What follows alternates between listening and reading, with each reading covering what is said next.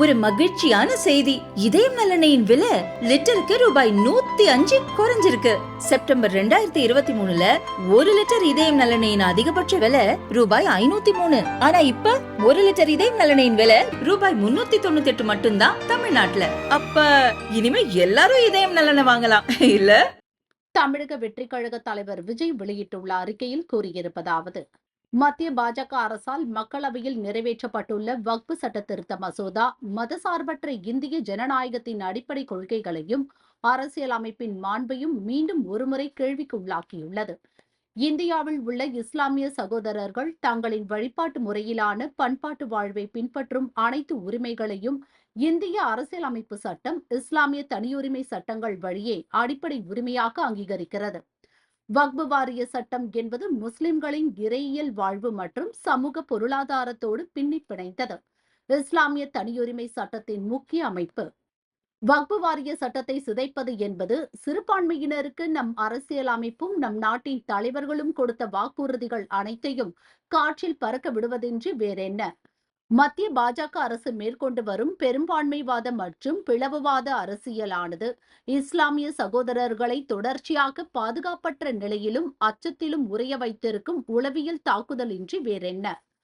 கையில் ஆட்சி அதிகாரம் இருக்கிறது என்ற ஒரே காரணத்திற்காக கூட்டணி கட்சிகளின் துணையோடு எந்த ஒரு சமூக நல்லிணக்கத்திற்கு எதிரான சட்டத்தையும் நிறைவேற்றிவிடலாம் என்ற மனநிலை கொண்ட ஆட்சியாளர்கள் மக்களின் தன்னெழுச்சி மூலம் எதிர்கொண்ட விளைவுகளை வரலாறு முழுக்க நாம் பார்த்திருக்கிறோம்.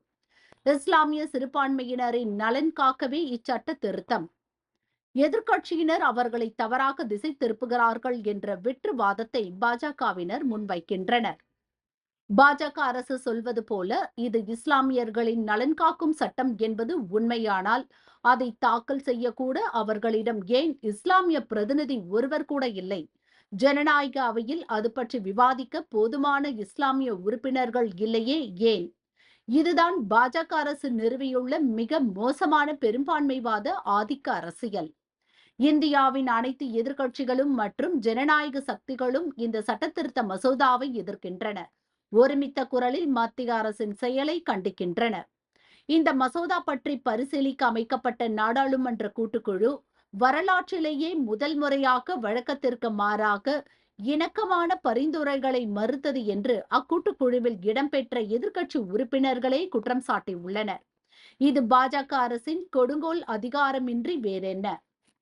தமிழ்நாடு, கேரளா, கர்நாடகா ஆகிய மாநிலங்களில் வக்பு சட்ட திருத்த மசோதாவை திரும்ப பெற வலியுறுத்தி தீர்மானங்கள் இயற்றப்பட்டுள்ளன.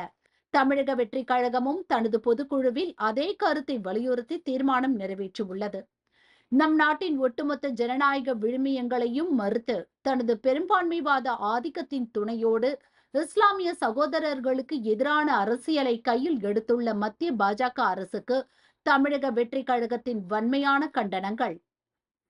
நாட்டின் ஒட்டுமொத்த ஜனநாயக குரல்களுக்கும் செவிமடுக்கும் விதமாக ஜனநாயகத்திற்கு விரோதமான இந்த சட்டத்திருத்த மசோதாவை உடனே திரும்ப பெற வேண்டும் என்று தமிழக வெற்றி கழகம் வலியுறுத்துகிறது. மத்திய பாஜக அரசு இதனை செய்யாத பட்சத்தில் இஸ்லாமிய சகோதரர்களோடு இணைந்து அவர்களின் வக்பு உரிமை சட்ட போராட்டத்தில் தமிழக வெற்றி கழகமும் பங்கேற்று போராடும் என விஜய் கூறியுள்ளார்.